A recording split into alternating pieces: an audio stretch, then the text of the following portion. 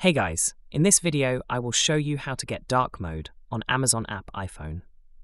Alright, so let's begin with the video. So the first thing you want to do is go into the app Amazon. And I just want to let you know that you cannot turn it into dark mode using the app directly. So I'm going to show you a different way. As you can see, the app is all white and stuff like that. Let's get out of here and go into settings.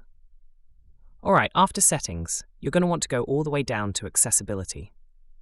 Once you're in accessibility, scroll down until you see per app settings. Here, click on add app and type in your app. Type Amazon and you'll see it. Once you see it, click on it. And then it should look like this. It should be in there. Alright, and once you have it in there, click on Amazon. And then you're going to want to scroll down and click on Smart Invert. Click on it and turn it on. Turn your Smart Invert on. And then let's go back to Amazon and see if it works.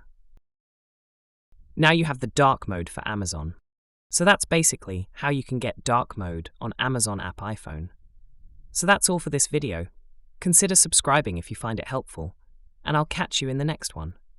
Thanks.